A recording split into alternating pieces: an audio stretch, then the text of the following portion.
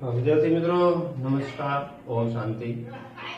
હવે આપણે ચેપ્ટર 2 ની અંદર જે કેટલાક એક્ઝામ્પલ્સ જે પૂછાય છે, દાખલાઓ ટાઈપના જે પ્રશ્નો કહેવાય, તો એ દાખલા ટાઈપના જે પ્રશ્નો છે એની થોડીક આપણે પ્રેક્ટિસ કરીએ, બરાબર છે। તો શરૂઆત કરીએ દાખલાઓ।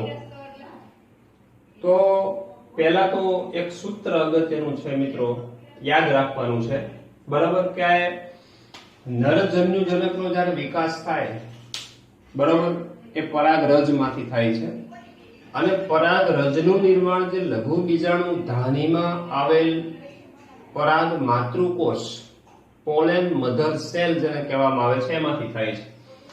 તો પહેલા આ ફોર્મ્યુલા છે એ બહુ ઇમ્પોર્ટન્સ છે કે એક પીએમસી એટલે કે એક પોલેન મધર સેલ, એક કોષ જે દ્વિતીય છે, એનું અર્ધીકરણ થાય એટલે એક અર્ધીકરણથી 4 લઘુ બીજાણુ ઉત્પન્ન થાય। લઘુ બીજાણુ એટલે કે પરાગરજ, એટલે કે પરાગરજ। કેટલી પરાગરજ ઉત્પન્ન થાય? 4। હવે 4 પરાગરજ છે, જાણો છો કે ભાઈ એક પરાગરજ હોય તો એનું સમવિભાજન થાય એટલે એક નાલકોષ અને એક જનન કોષ બને છે। બીજી વખત સમવિભાજન થાય ત્યારે 2 નરજન્યુ બને છે, બરાબર છે। એટલે 4 લઘુ બીજાણુનું જ્યારે સમવિભાજન થાય છે ત્યારે 8 પૂજન્યુ બને છે। પણ 8 પૂજન્યુ બનવા માટે, 2 પૂજન્યુ બનવા માટે મિત્રો 2 વખત સમવિભાજન થાય છે। તો 8 પૂજન્યુના નિર્માણ માટે 8 વખત સમવિભાજન થાય એટલે 4 લઘુ બીજાણુ બને, 4 પરાગરજ। તો દરેક પરાગરજમાં 2 સમવિભાજન થાય મિત્રો, બરાબર છે। એક વખત સમવિભાજન થાય ત્યારે નાલકોષ અને જનનકોષ બને અને બીજું સમવિભાજન થાય ત્યારે જનનકોષમાંથી 2 નરજન્યુ બને। યાદ કરો, નરજન્યુજનકનો વિકાસ, બરાબર। તો 4 લઘુ બીજાણુમાંથી 8 વખત સમવિભાજન થાય ત્યારે 8 પૂજન્યુઓ બને છે। ચલો, આ ફોર્મ્યુલા આધારિત, જો કે આ એક જ ફોર્મ્યુલા આધારિત નહીં, આપણે ઘણા બધા પ્રશ્નો જોવાના છે, બરોબર। થોડાક તમને પ્રેક્ટિસ માટે પણ પછી આપવામાં આવશે, અલગ અલગ પ્રશ્નો છે એ પૂછી શકાય છે। તો ચાલો હવે એક્ઝામ્પલ્સ કેટલાક જોઈએ। કે પહેલો એમસીક્યુ છે, પહેલો ક્વેશ્ચન છે, આવો છે કે 16 પૂજન્યુના નિર્માણ દરમિયાન કેટલા પીએમસી નું વર્ગીકરણ થાય? હવે આવો સવાલ છે, બરાબર છે। કેટલા પૂજન્યુ બનાવવા છે? 16 પૂજન્યુ બનાવવા છે। તો હવે તમને આ ફોર્મ્યુલા મગજમાં હોવી જોઈએ।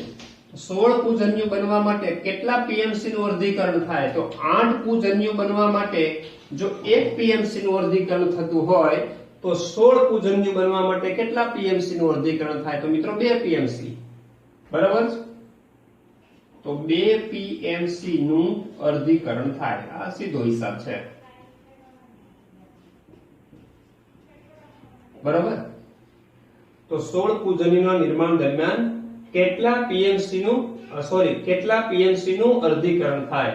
હા, 2 પીએમસી નું અર્ધીકરણ થાય। કેટલી વખત અર્ધીકરણ થાય? 2 પીએમસી નું કેટલી વખત? જો 8 પૂજન્યુ બનવા માટે 1 અર્ધીકરણ જરૂરી હોય તો 16 પૂજન્યુ માટે 2 પીએમસી નું અર્ધીકરણ અને કેટલી વખત થાય? તો કે 2 વખત થાય છે। તો આ મિત્રો આન્સર મળી ગયો। નેક્સ્ટ ક્વેશ્ચન છે, નરજન્યુજનકના વિકાસમાં જો 24 વખત સમભાજન થતું હોય, બરાબર, આ નરજન્યુજનકના વિકાસની ફોર્મ્યુલા છે, એમાં શું આપણને આપ્યું છે? 24 વખત સમવિભાજન થાય છે, બરાબર।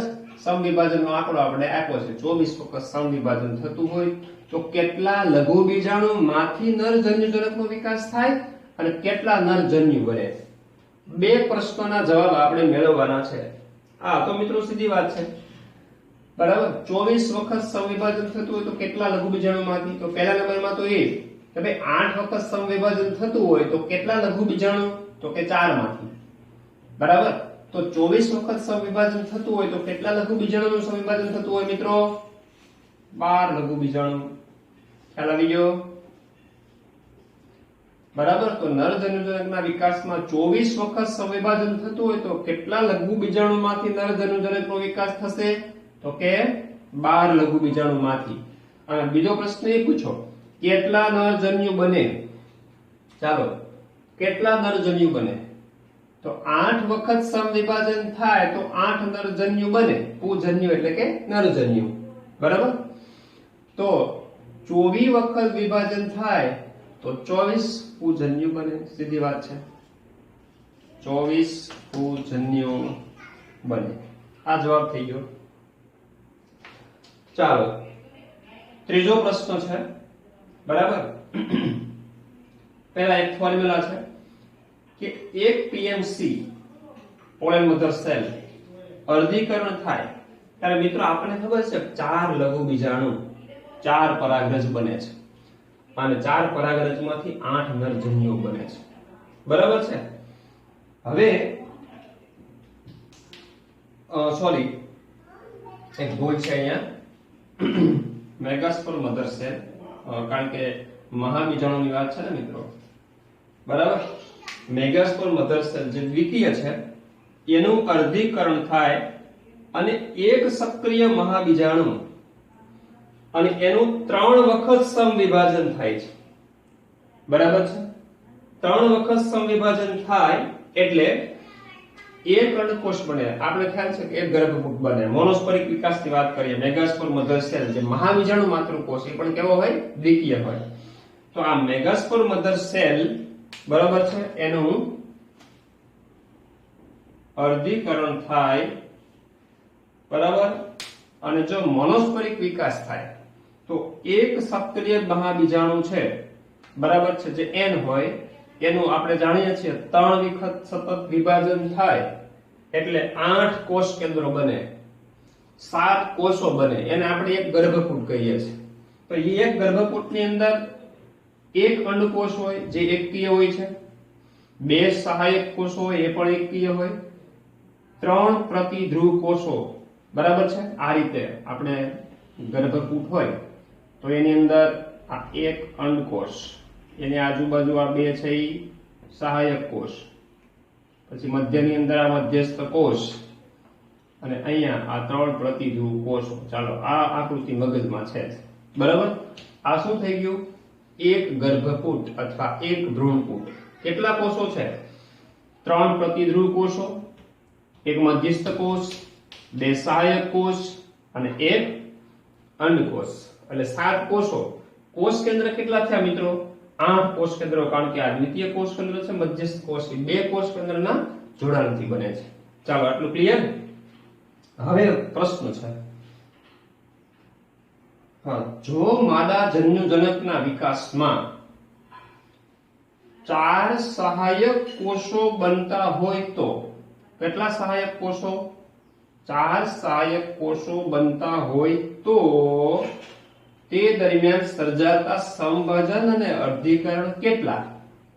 હવે આપણે સમભાજન અને અર્ધીકરણની સંખ્યા ગણવાની છે, બરાબર? પણ આપણને આપેલું શું છે? સહાયક કોષો 4 બને છે. તો મિત્રો જ્યારે એક ગર્ભકૂટ બને ત્યારે 2 સહાયક કોષો બને છે અને એનો મતલબ એવો કે એક વખત અર્ધીકરણ અને 3 વખત સમવિભાજન થતું હોય, એક વખત અર્ધીકરણ અને 3 વખત સમભાજન થતું હોય ત્યારે 2 સહાયક કોષો બને છે. તો સહાયક કોષો કેટલા બનવાની વાત કરીએ અહીંયા? 4 સહાયક કોષો બને છે. હા, તો એનો મતલબ એવો 4 સહાયક કોષો બનતા હોય તો અહીંયા 6 સમભાજન થાય અને 2 અર્ધીકરણ થાય, બરાબર? કારણ કે 2 ગર્ભકૂટ બનતા હશે, બરાબર? તો માદા જન્યુજનકના વિકાસમાં 4 સહાયક કોષો બનતા હોય તો તે દરમિયાન સર્જાતા સંભાજન કેટલા? તો કે સંભાજનની સંખ્યા કેટલી આવે મિત્રો? 6. 2 સહાયક કોષોએ 3 સંભાજન થતા હોય તો 4 સહાયક કોષોએ 6 સંભાજન થતા હોય, બરાબર? અને અર્ધીકરણ કેટલા થતા હોય? તો કે 2. ચાલો ઓકે. હવે નેક્સ્ટ પોઈન્ટ છે, નેક્સ્ટ ક્વેશ્ચન. 3 સક્રિય મહાબીજાણુમાંથી કેટલા અંડકોષો બને? મિત્રો બહુ સિમ્પલ જવાબ છે, જાતે વિચારો. અને કેટલી વખત સંભાજન થાય? તો સીધી ફોર્મ્યુલા છે, 3 સક્રિય મહાબીજાણુમાંથી એક સક્રિય મહાબીજાણુ હોય તો એમાંથી એક અંડકોષ બને છે, બરાબર? ત્રણ મહાબીજાણુ જો સક્રિય રહે તો 3 ગર્ભકૂટ બને, તો એમાંથી 3 અંડકોષ બને. સીધી વાત છે, 3 અંડકોષ બને. હાલો, કેટલી વખત સંભાજન થાય? તો સીધો હિસાબ છે.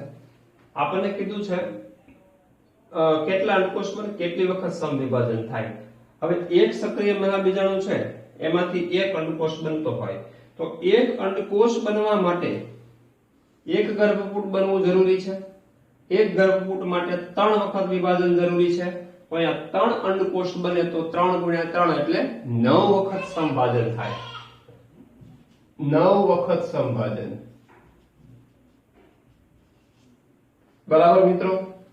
ચાલો, હવે નવો પ્રશ્ન એક છે, નવા ટાઈપનો. હવે એમાં કેટલી માહિતી આપી છે કે પર્ણના કોષમાં 24 રંગસૂત્ર છે. પર્ણનો કોઈ કોષ હોય. હવે મિત્રો, કોઈ પણ વનસ્પતિમાં મૂળ હોય, પ્રકાંડ હોય, પુષ્પ હોય, ફળ હોય, બીજ હોય, પર્ણ હોય, આ બધા જ ભાગો છે દૈહિક ભાગો કહેવાય. અને દૈહિક ભાગ કોઈ પણ હોય, અહીંયા પર્ણ છે, પણ કોઈ પણ હોય એમાં રંગસૂત્ર હંમેશા 2n દ્વિકીય જ હોય. બરાબર છે? મૂળ હોય, પ્રકાંડ હોય, પર્ણ હોય, કોઈ પણ તમને નામ આપ્યું હોય વનસ્પતિના ભાગનું. તો પર્ણના કોષમાં 24 રંગસૂત્ર હોય તો ફલન બાદ બે બાબતો આપણે શોધવાની છે. એના ભ્રૂણ કોષમાં, શેમાં? ભ્રૂણ કોષમાં રંગસૂત્ર કેટલા હોય અને સહાયક કોષમાં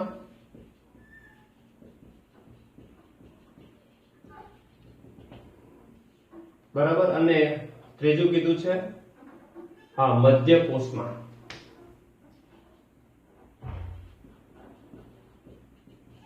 ચાલો, આ 3 જવાબ છે આપણે મેળવવાના છે. ચાલો જો, હવે પર્ણની અંદર દ્વિતીય રંગસૂત્ર છે.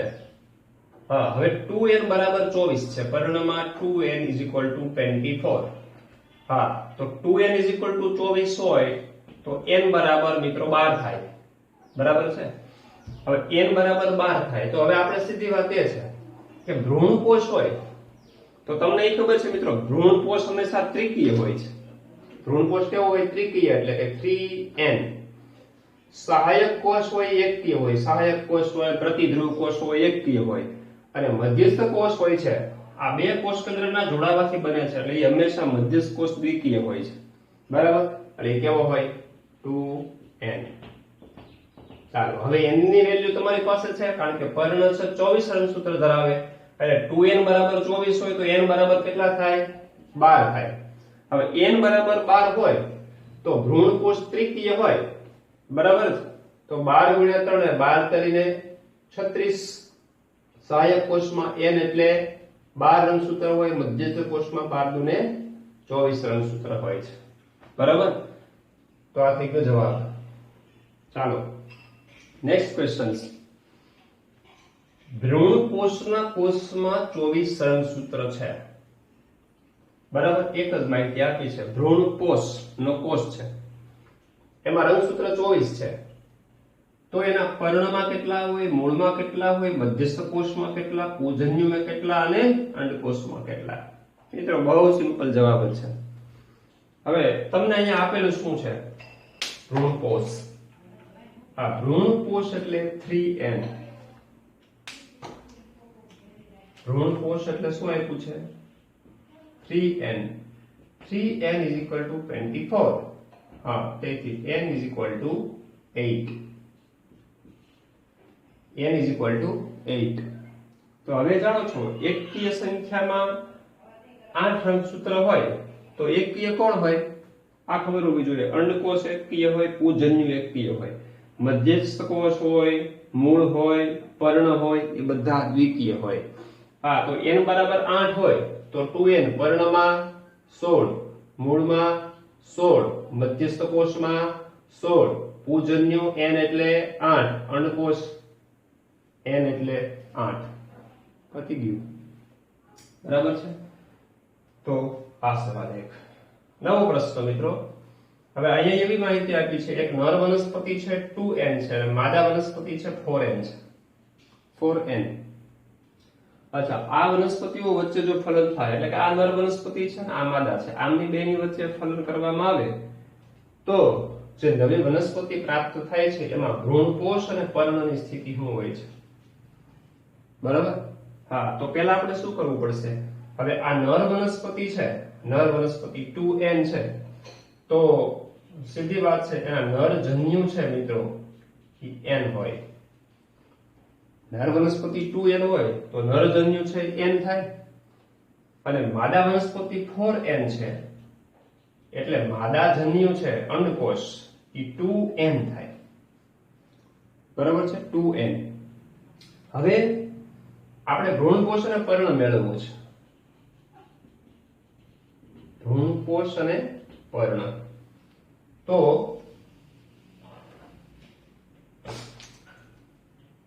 પર્ણ એટલે દ્વિકીય, પર્ણ એટલે દ્વિકીય રચના, મતલબ ફલન થાય તો જ્યારે નરજન્યુ અને માદાજન્યુ, આ નરજન્યુ n છે એનું ફલન 2n સાથે થશે. બરાબર, એટલે ફલિતાંશ છે બનશે ઈ કેવો બનશે?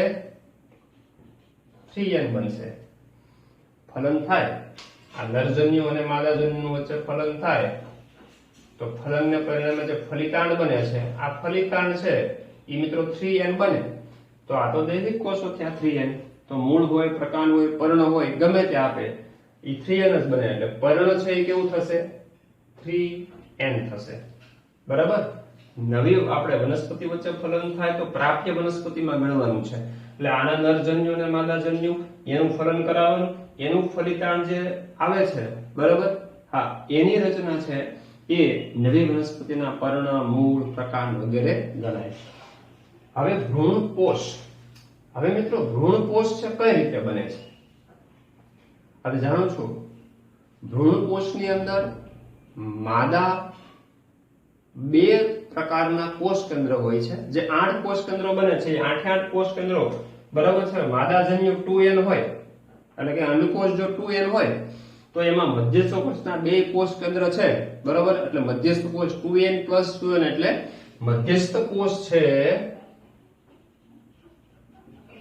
હા ઈ 4n થશે મિત્રો. શું થશે? 4n થશે. કેમ ખબર પડી? માદાજન્યુ, હવે અંડકોષ જો 2n હોય, બરાબર, તો આ મધ્યસ્થ કોષ છે એ, બરાબર છે, અહીંયા તો મધ્યસ્થ કોષ છે એ 2n બને છે, મતલબ 2 કોષ કેન્દ્રના જોડાવાથી બને છે ને n + n. હવે આ કોષ કેન્દ્ર જો 2n હોય તો 2n + 2n એટલે આ ડબલ થઈ ગયું એટલે 4n થયું ને, 2 કોષ કેન્દ્રના જોડાવાથી. હા, તો 4n. હવે ભ્રૂણપોષ જ્યારે બને ત્યારે મધ્યસ્થ કોષ કેન્દ્રનું ફલન કોણ કરે મિત્રો? નરજન્યુ કરે. હા, તો વત્તા નરજન્યુ. હા, હવે નરજન્યુ એ શું છે? n એટલે 5n. તો ભ્રૂણપોષ શું થયું મિત્રો? 5n. તો પર્ણ છે 3n અને ભ્રૂણપોષ છે 5n. બરાબર છે. ચાલો હવે મિત્રો ત્યાર પછીનો જે પ્રશ્ન છે કે નર વનસ્પતિ છે 4n અને માદા વનસ્પતિ છે 6n.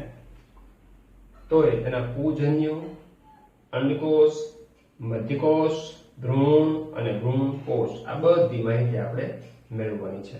તો પહેલા નંબરમાં તો આપણે શું ગોતવું પડશે કે નરજન્યુ જો 4n છે તો નર વનસ્પતિ 4n છે તો નરજન્યુ અથવા પૂજન્યુની હાલત શું થાય મિત્રો? એના કરતા અડધી એટલે કે 2n. હા, અને માદાજન્યુ છે એટલે કે અંડકોષ છે, અંડકોષ લખું છું, અંડકોષ 3n. બરાબર છે. તો માદાજન્યુ છે એ 3n બને છે અને પૂજન્યુ છે એ 2n બને છે. હવે આ નરજન્યુ અને માદાજન્યુ વચ્ચે જોડાણ થાય મિત્રો, ફલન થાય, બરાબર છે, 2n + 3n એટલે 5n. હા, એટલે ભ્રૂણ જે બને છે, ભ્રૂણ, બરાબર છે, ઈ કેવો બન્યો?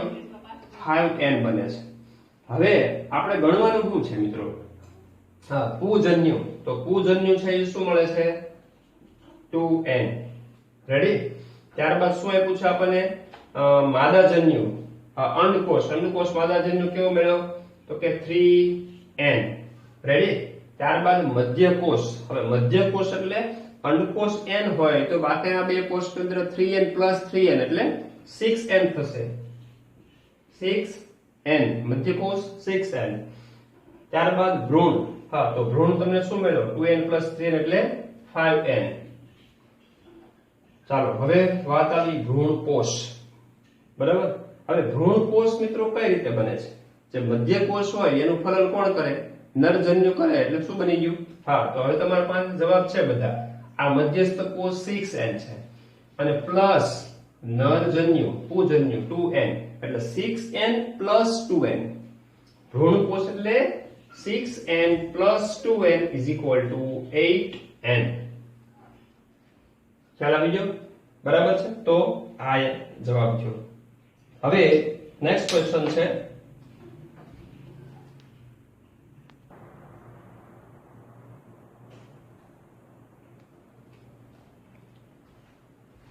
મિત્રો હવે નવો પ્રશ્ન છે આપણી પાસે કે 100 ઘઉંના અથવા મકાઈના અથવા ચોખા અથવા વટાણા કોઈ પણ વનસ્પતિનું તમને નામ આપે, એના બીજના નામ આપે, બરાબર? તો 100 આવા મકાઈ, ઘઉં, ચોખા, વટાણાના દાણાનું નિર્માણ કરવા માટે કેટલા સંભાજન અને કેટલા અર્ધીકરણ થવા જરૂરી છે? કેટલા જરૂર પડે? મતલબ કેટલા સમવિભાજન અને કેટલા અર્ધીકરણ થવા જોઈએ?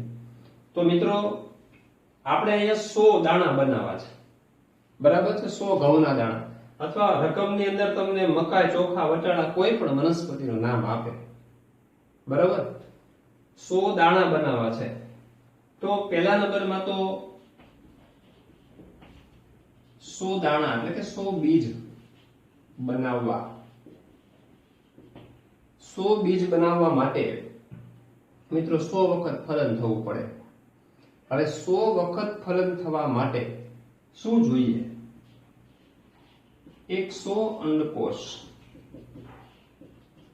100 અંડકોષો જોઈએ અને 100 અંડકોષો ઉપરાંત 200 નરજન્યુ. કારણ કે આવૃત બીજધારી વનસ્પતિ છે મિત્રો. આવૃત બીજધારી વનસ્પતિમાં બેવડું ફલન થાય, બરાબર છે? હા, બેવડું ફલન થાય એટલે 100 નરજન્યુ છે એ અંડકોષનું ફલન કરે અને 100 નરજન્યુ છે એ દ્વિતીય કોષ કેન્દ્રનું ફલન કરે. એટલે ભ્રૂણ કોષ અને ફલન બે બને. એટલે હવે 100 અંડકોષો મેળવવા છે અને 200 નરજન્યુ મેળવવા છે, બરાબર? શું મેળવવું છે?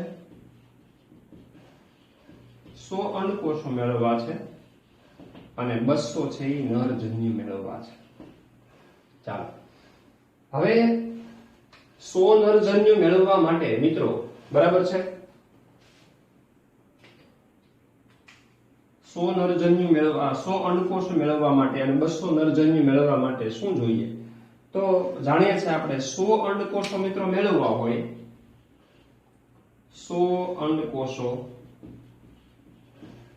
મેળવવા માટે કેટલા અર્ધીકરણ જોઈએ?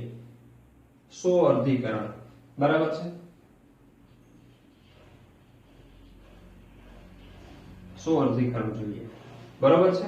તો એક અંડકોષ મેળવવા માટે મિત્રો, બરાબર, પહેલા આપણે એક કામ કરીએ. 100 અંડકોષો અને 200 નરજન્યુ મેળવવા માટે તો અર્ધીકરણ અને સમવિભાજનની આપણે ગણતરી કરવી છે, બરાબર છે? તો સૌથી પહેલા સરળ રીત અપનાવીએ.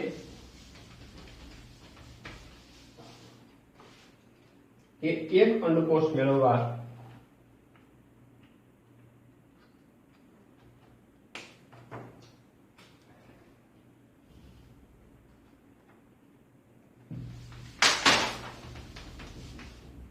આ રીતે કરીએ. એક અંડકોષ. હવે મિત્રો ખ્યાલ છે આપણને, એક અંડકોષ મેળવવો હોય તો એક વખત અર્ધીકરણ આગળની ફોર્મ્યુલા મુજબ અને 3 વખત સમભાજન. 3 વખત સમભાજન થવું પડે છે, બરોબર છે?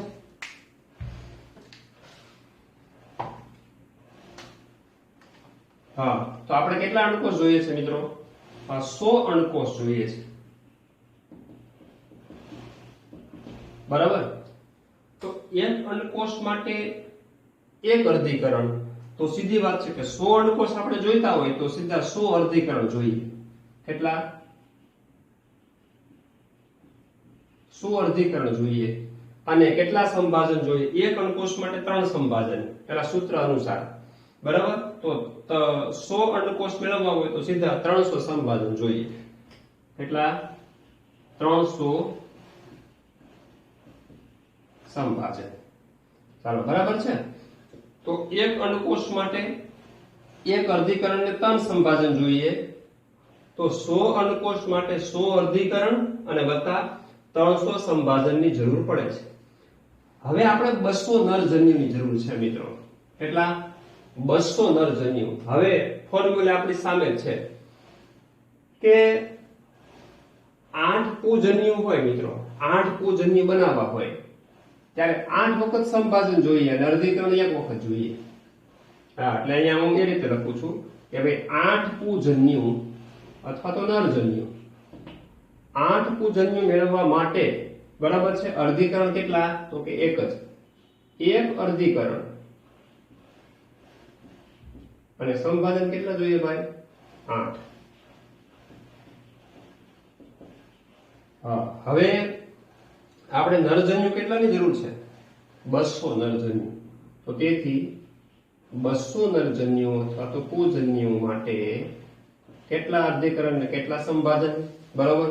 હા, તો સીધી વાત છે, આને આ રીતે કરી શકાય ને. 200 અર્ધીકરણ ગણવા હોય તો 200 ગુણ્યા 1/8, બરાબર છે, આ થશે અર્ધીકરણ. અને 200 ગુણ્યા 8/8 આ થશે સંભાજન. તો સીધી વાત છે, 200 ના 8 ભાગ કરશો, બરાબર છે, એટલે 25 × 200 એટલે 25 અર્ધીકરણ.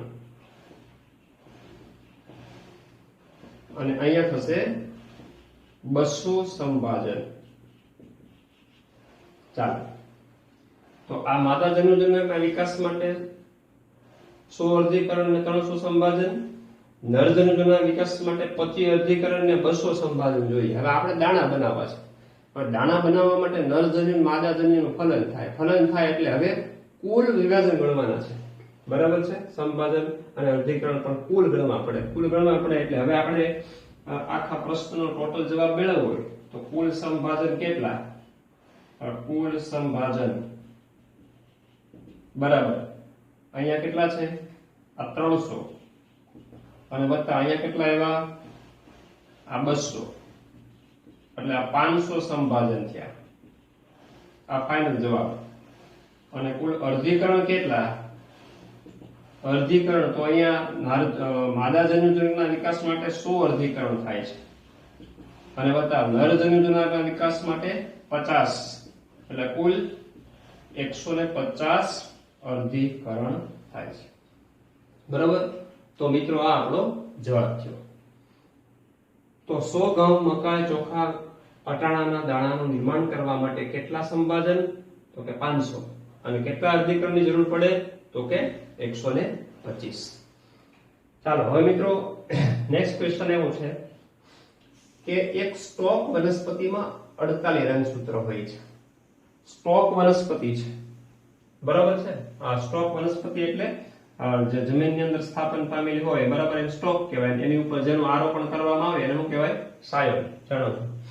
તો સ્ટોક વનસ્પતિમાં 48 રંગસૂત્ર હોય અને સાયન વનસ્પતિમાં 78 રંગસૂત્ર હોય. 48 અને અહીંયા 78 હોય. તો આટલું આપણને આપ્યું છે. હવે નીચે પ્રશ્ન આપ્યા છે, 4 પ્રશ્નો. મૂળના કોષમાં રંગસૂત્રની સંખ્યા કેટલી? ચાલો પહેલા જવાબ મેળવતા જઈએ. હવે મૂળ છે તો એ તો જમીનની અંદરનો, તો સ્ટોક જમીનની અંદરનો ભાગ છે, મૂળ તંત્ર જમીનની અંદરનો ભાગ છે. તો સ્ટોકમાં જો 48 રંગસૂત્ર હોય, હા, તો એ મૂળના 48 રંગસૂત્ર જ કહેવાય ને, બરાબર. એટલે આનો જવાબ આવશે સીધો 48, બરાબર. ચાલો, ત્યારબાદ વાત આવી સહાયક કોષમાં રંગસૂત્રની સંખ્યા કેટલી? હવે સહાયક કોષ છે મિત્રો, માદા જન્યુજનકનો વિકાસ થાય તો માદા જન્યુજનકનો વિકાસ તો એ તો સાયનની વાત આવી, હવે સાયનમાં 78 છે હા તો એનો મતલબ એવો થાય કે 2n = 78 તો n = 39 થાય ને સાયનમાં હા તો હવે તમને એમ પૂછવામાં આવે કે ભાઈ આ વનસ્પતિમાં n શું હોય પ્રતિધ્રુવ કોષો હોય તો 39 રંગસૂત્ર સહાયક કોષો હોય તો 39 રંગસૂત્ર પછી અંડકોષ હોય તો પણ 39 રંગસૂત્ર બરાબર કોઈ પણ કારણ કે આ બધા રંગસૂત્રો બધા કોષો છે એકકીય હોય છે તો આપણને પૂછ્યું હું સહાયક કોષ તો સહાયક કોષ એકકીય હોય તો 78 જો 2n હોય તો એનું એકકીય સંખ્યામાં સહાયક કોષમાં 39 રંગસૂત્ર હોય છે ક્લિયર થઈ ગયું ચાલો પછી ત્રીજો પ્રશ્ન છે જો ફલન થાય તો અગ્રસ્ત કોષમાં રંગસૂત્રની સંખ્યા કેટલી હવે ફલન થાય મિત્રો નરજન્યુ અને માદાજન્યુ બરાબર તો એ બે સાયનની વાત આવે કારણ કે સ્ટોક તો જમીનની અંદરનો ભાગ છે